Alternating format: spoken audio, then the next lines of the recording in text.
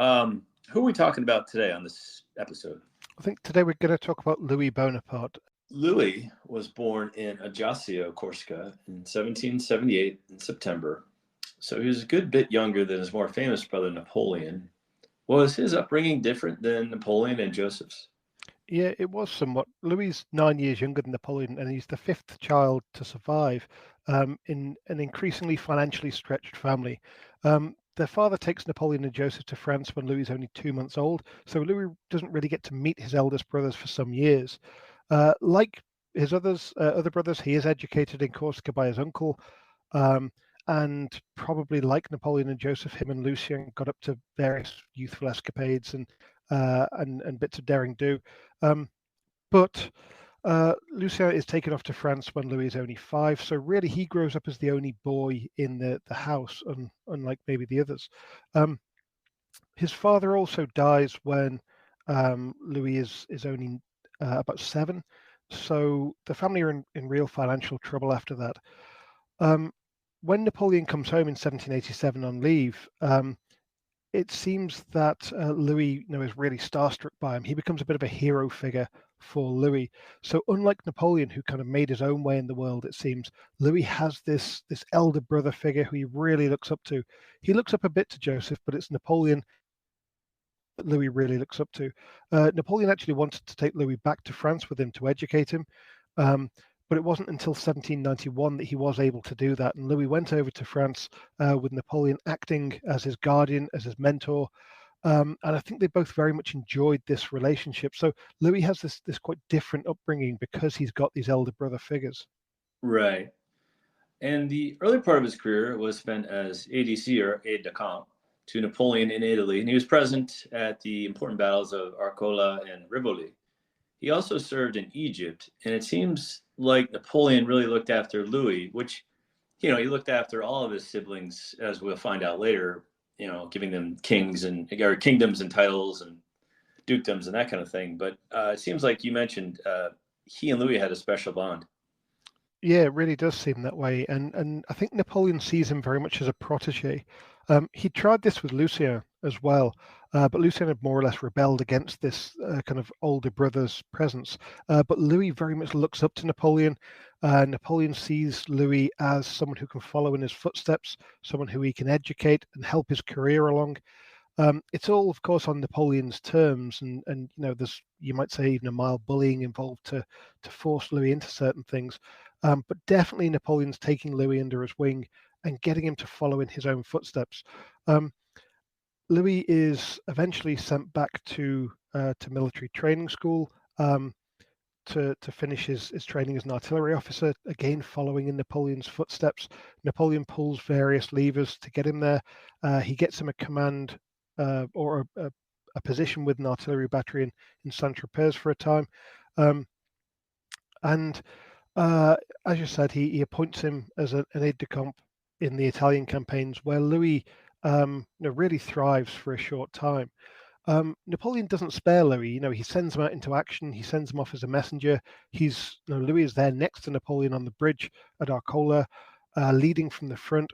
He's under fire for a lot of this. Napoleon doesn't spare him, but Napoleon thinks this is all part of his military education, and he very much imagines that Louis is going to be like him, rise up and become a general, become a great man, and very much this is the chosen path that Napoleon has for Louis. Right. And like you mentioned, he was undoubtedly brave and he was following in his brother's footsteps. I think he just lacked the charisma of Napoleon. Yeah, and unfortunately, he does kind of fade a bit. From 1797, he starts to become ill quite frequently, which means he can't continue on campaign. He spends various bits of time in somewhat dissipated, drunken debaucheries. One of them after he'd fallen in love, and Napoleon had married off the woman he was in love with to someone else, and so he goes drinking for a while, and so he goes off the rails a bit and starts to resent maybe Napoleon's attention a bit more. But in these early years, he very much seems to be Napoleon's protege and the one that Napoleon's earmarked to be the one to follow in his footsteps. Yeah, and in 1802, he's put into an arranged marriage with Josephine's daughter, Hortense, who Hortense is a very smart young lady. She was actually infatuated, I think, with General Duroc. And as you mentioned, Louis had loved others, not Hortense particularly. So although the idea looked good on paper, this marriage never really worked, did it? No, unfortunately not. This is all part of Napoleon again seeing Louis as his protege. So in January 1801, Napoleon's just survived an assassination attempt. Napoleon is thinking in terms of a succession. Now, he's not hereditary at this point, but clearly it's in his mind that he might be at some time. And he basically chooses Louis to be his future heir if he needs one.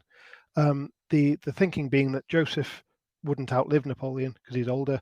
Lucian was too erratic, Jerome was too young, so Louis was the chosen man.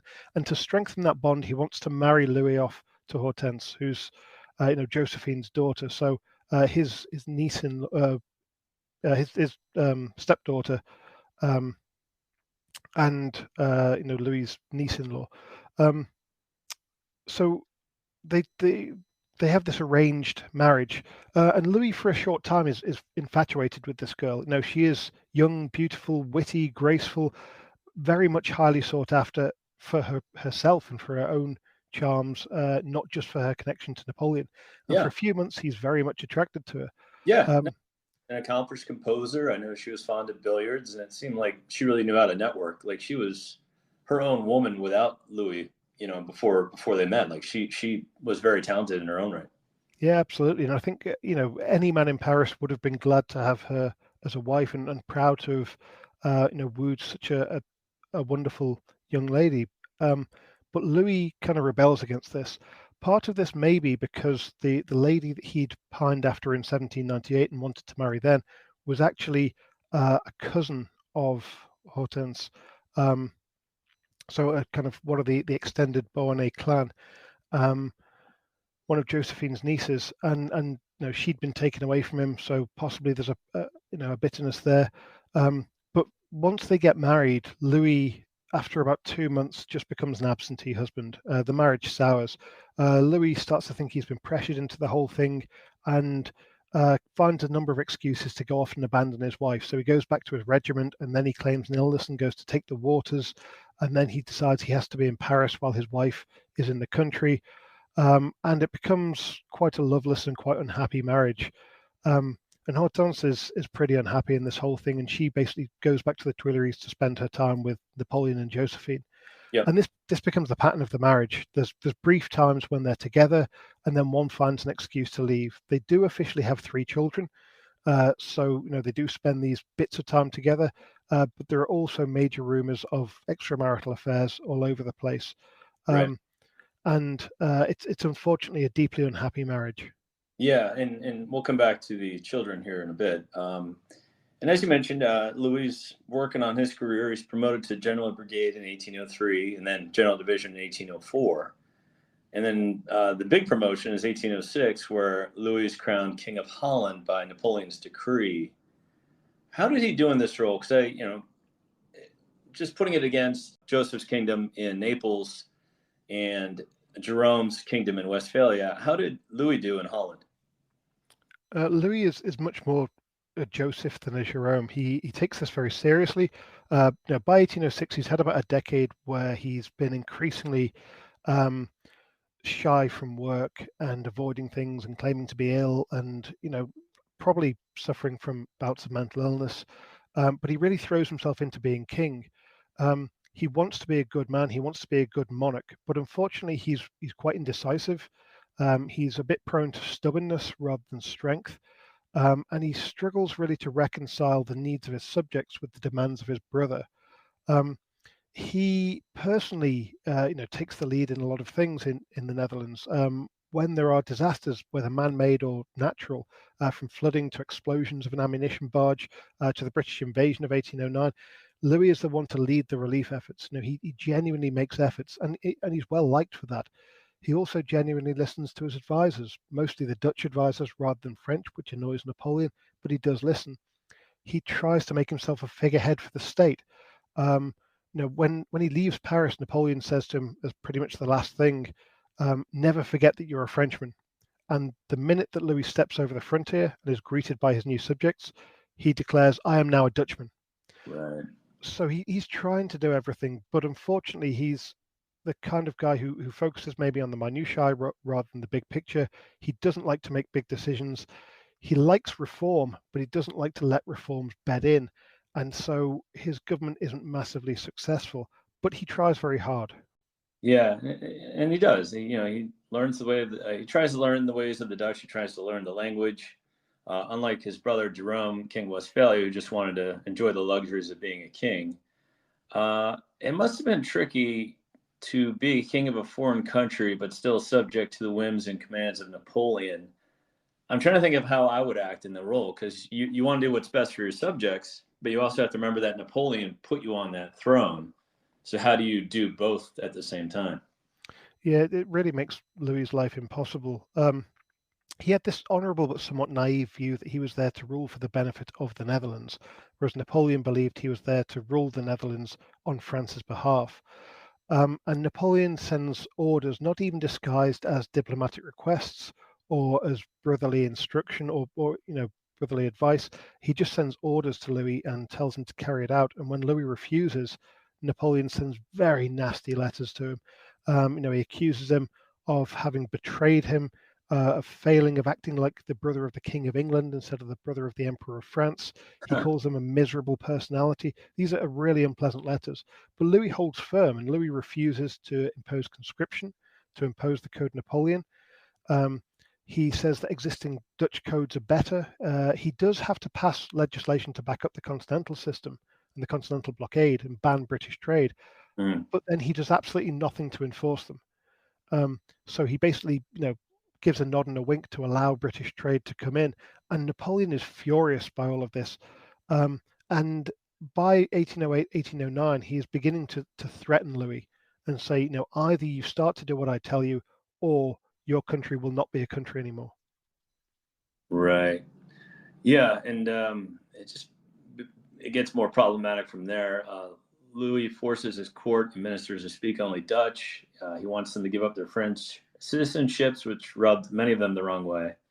And it's also said he was jealous of Hortense, whom the Dutch seemed really drawn to instead of him.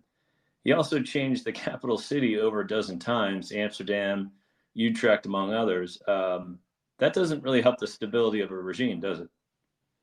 No, and again, this comes down to Louis's indecisiveness and his zeal for reform. He wants to change things, he wants to reform, but then he gets bored after a few months of the new way of doing things, so he changes again. And at some point, people say, well, this isn't just reform, this is just change for the sake of it. He also fails to act in concert with his wife, really. She could very much have charmed the Dutch court while he ruled, but instead he kind of petulantly starts to see her as a rival in a popularity contest, and so he resents that. So, unfortunately, he ends up tolerated by his Dutch subjects, liked for his goodness, but not really respected for strength, estranged from his wife, unpopular with the few Frenchmen who'd actually been sent to keep an eye on him because they're being told they can't be French anymore. And he is a constant source of irritation to his imperial brother. So, unfortunately, by the start of 1810, there's really no one batting for, the rule of Louis in Holland. Right. And as you mentioned, in 1810, kind of things come to a head, and Louis is forced to abdicate his throne after several falling outs with Napoleon. And the French soon annex Holland under Marshal Oudinot. What happens to Louis after this abdication? Well, he actually tries to resist the French annexation. First of all, he refuses to abdicate when Napoleon tells him. Then, when Napoleon annexes some of Dutch territory to try to force him to abdicate, Louis actually consults his generals and says, can we resist? Can we fight Napoleon? Can we get an international alliance going? Can we join a coalition maybe with the British? Right. And his generals just say no. We can't beat your brother. Right. We're not even going to try. So Louis does abdicate in favor of his son. He hopes that Napoleon would accept it, but Napoleon ignores it and annexes the country, which is kind of ironic for 1814 when Napoleon complains that people won't let him abdicate in favor of his own son. But Louis is pretty upset by this whole thing. He thinks his brother's treated him really shabbily, so he simply goes off without telling Napoleon where he's going. And a few months later, he pops up in Austria, which is now a French ally. So it's not like he's deserted to the enemy. But he doesn't come back to France. He lives abroad in a fit of pique. He spends a couple of years there. In 1813, he does go back to France and he does request his old throne back as part of a general settlement and says, no, make me king of Holland and people might let you keep your throne. But Napoleon thinks by this stage he's worse than useless as a king because Louis isn't ruling in Napoleon's interest. So Napoleon has no interest in giving him a throne back. Louis does go back to France in 1814, but by this stage he's pretty badly ill. He's reported as walking with a stick, as looking prematurely aged, as being pretty infirm, and Napoleon doesn't give him any kind of formal role in the defense of France in 1814. He does ask him to support Joseph in defending the country, and actually writes him a couple of nice letters saying, I really appreciate your support. You know that you can continue to help me. Those kind of things. But Louis really doesn't do much in 1814. He's also the only brother who doesn't rally to Napoleon in 1815. True to form, he claims to have been ill and just stays in Italy during the Waterloo campaign. Interesting. Yeah, and I know he also gets separated and eventually divorced from Hortense. After Napoleon's final downfall, Louis dies in July 1846. So he lives quite a while, even with all of his mental deficiencies and sicknesses. He dies in Livorno, Italy. What is his legacy, which should probably include Napoleon III, who ruled France longer than his more famous uncle? Was he, because I know Hortense did a lot of the raising of the kids herself. Should Louis get some credit in the raising of Napoleon III? I think Louis doesn't really see his sons a huge amount, which is he really deeply regrets. He would like to be more with his sons, but he doesn't want to be near Hortense. So, he doesn't really see them. I think Louis must have had some kind of influence. He did write to his sons. He advised them. He wrote his memoirs as well, where he was kind of, I think, had one eye on advising his sons of what to do if they were ever in this situation for ruling, because he was quite honest with pointing out Napoleon's errors and saying, here's what you shouldn't do. Honest, but sometimes misguided. It's a bit of an apology for his own rule as King of Holland as well. But nonetheless, he has some influence, I think, over his sons. But Louis he kind of drifts into obscurity. He lasts 30 years after the downfall of his brother, right. But he lives in exile outside France. He has very little contact with his family. He does reconcile with his mother and lives with her for a time. He does some writing, but he becomes quite obscure. He several times asks to be able to go back to his old country of Holland, so he clearly has this affinity for the Netherlands still, but he's not allowed to go back by William I, although William II does let him back. And then in 1840, he goes there traveling incognito just to visit his old kingdom, but he gets recognized and people in the streets start cheering him and start shouting, God bless King Louis. And he's really moved by this, because I think by 1840 people have forgotten his indecisiveness or his inability to resist Napoleon's commands, and they just remember the Louis the Good, right. The king who had tried to do well for the people, who had been at the forefront of relief for floods and whatever else. So he has this great moment in 1840, which I think is nice. But the death of Napoleon's son in 1832 also opens the door for Louis to do more in the Bonaparte clan, really. Joseph is kind of the legitimate next in line, but Louis had always been the one that Napoleon had wanted to make his heirs. But Louis, just like Joseph, doesn't really do much to forward this cause. He's not very interested in trying to get on the throne of France or anything. But of course, his son was. Now, of the three sons, their first one, Charles Napoleon, had died in 1807 when he was just 4.5. Right. Their second son, Napoleon Louis, dies in 1831. Of measles, and it's the youngest son, Charles Louis Napoleon, who is then the guy who kind of takes up the mantle of the Bonapartist cause. His mother had brought him up very much as a good Bonapartist, to believe in the glory of empire, the glory of Napoleon. And Charles Louis Napoleon, in his youth, he falls in with Italian revolutionaries while living in Italy. He tries a couple of coups against the French regime. He has a number of adventures, including a Napoleon-style landing on the French coast with a few retainers to try to gain the throne by popular acclaim, and he gets arrested by some customs officers. He then is imprisoned in the fortress of Ham, where he escapes by dressing up as a washerwoman. So, it's this really, overblown stories about his life, but they're mostly true. Right. But it's the revolution of 1848 gives him his chance. And he is, as the son of Louis and Hortense, he'd been brought up in this great Bonapartist tradition, and he puts forward his Bonapartist credentials in 1848, gets himself elected president of the new republic, and then in 1851 launches his coup that creates the Second Empire. So it's Louis's son that carries on Napoleon's legacy. Louis himself has faded from view.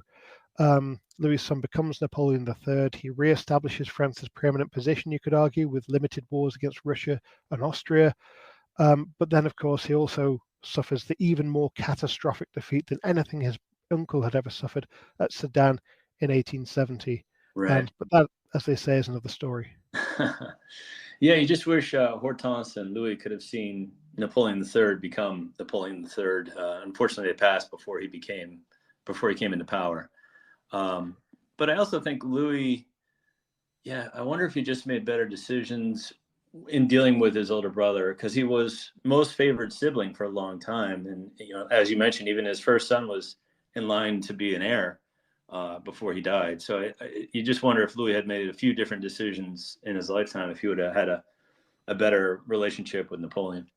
Yeah, it took a lot for Napoleon to kind of be alienated from Louis. But I also just feel that Napoleon's overbearingness eventually got to Louis, and he realized he couldn't live up to his brother's expectations, and then fell into a depression because of that, and everything spiraled from there. Yeah. So I as with many of Napoleon's intimates, I feel a bit sorry for Louis. Yeah, indeed. Well, Graeme, thank you for that. Very interesting details on Louis' life, and I learned a lot, and hopefully my audience did as well. Again, if you like to learn more about Graeme, you can check him out on Twitter/X, or you can find his books on Amazon or wherever books are sold, and I highly recommend them. Graeme, thank you, my friend. Thank you very much.